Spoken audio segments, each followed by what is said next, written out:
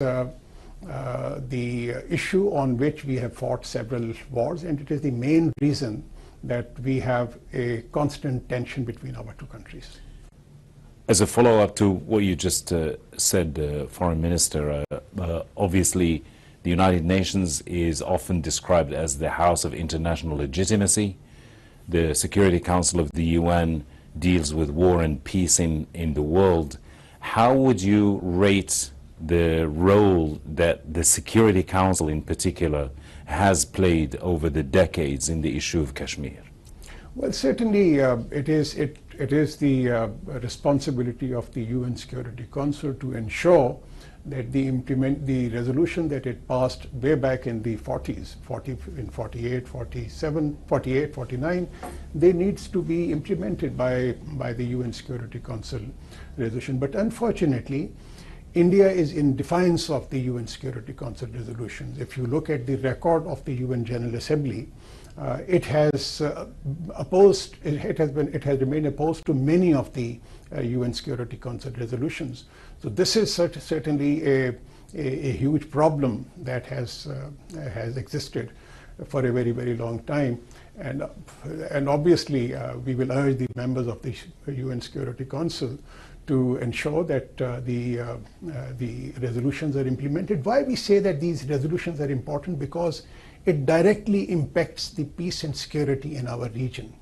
Because tension between India and Pakistan also retards economic development in our region. It also retards development or interconnectivity projects that we wish to initiate between South Asian countries. And it also overall retarded progress in the context of SAARC as well. So, that's why we feel that it is something which is extremely important. And it also unnecessarily involves an arms race in our region. Foreign Minister, as you know, India has its own position on Kashmir and it defends it, and it says that there are a lot of other countries in the world who stand with it on that position. But however, you mentioned the multitude of Security Council resolutions about Kashmir which never found their way to implementation. And that may lead to a comparison with Palestine. There are also a multitude of resolutions on Palestine which have never been implemented. Is it right in any way to compare Kashmir with Palestine?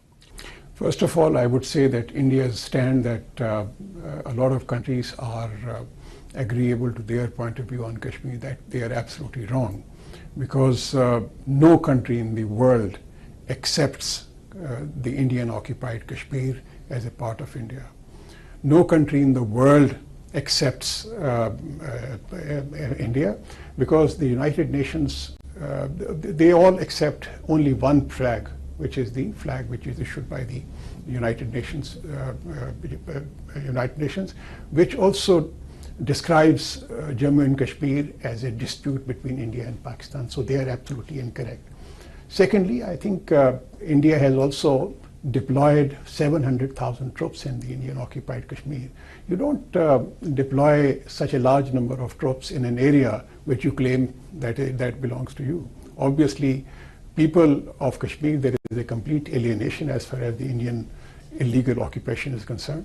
You mentioned about similarity between, so obviously it is the denial of justice as far as the people of Kashmir. It is the denial of justice to the people of Palestine. As a matter of fact, yesterday we had a contact group on Palestine meeting.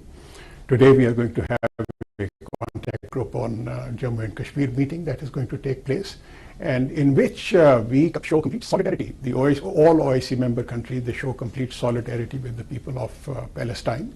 And I'm sure that all members of the OIC will also show solidarity with the people of Kashmir, who are suffering because of the Indian excesses by their security forces.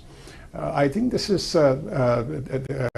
we would like the early implementation of the resolutions, whether they relate to the Indian occupied Kashmir or they relate to the Palestinian issue. Just to conclude, Foreign Minister, obviously the United Nations is more than just the Security Council. It deals with issues of development and natural disasters, the climate change, and so on.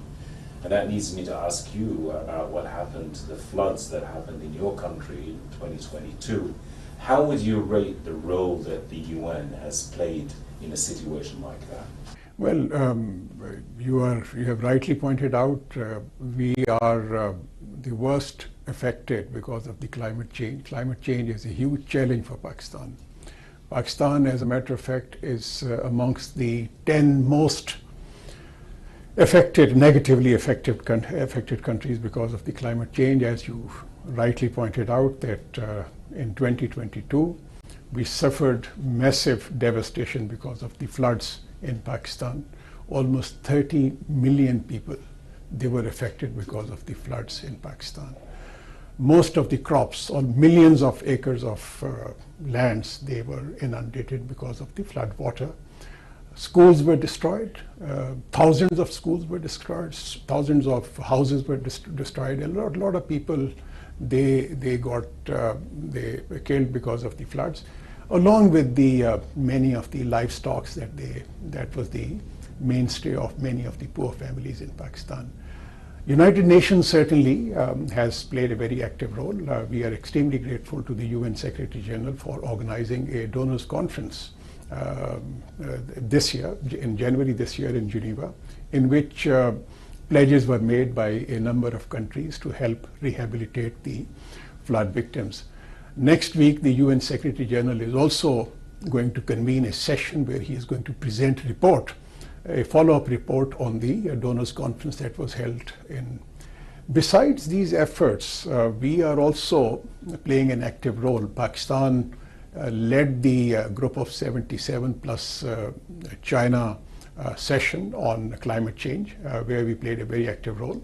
Similarly, we also played a very active role in COP27 in Sharm el-Sheikh last year, where we were able to develop a consensus on loss and damage and climate fund. We hope that the global community becomes a little more active in the actual operationalization of the fund that was created in COP27. This year, COP28 is taking place in UAE, and again, like last year, Pakistan is certainly going to play a very, very active role in the deliberation of COP28. Prime Minister, thank you so much. Thank you so much. Appreciate it. नाज़रीन, निगरान वज़ीर ख़ारिजा जलील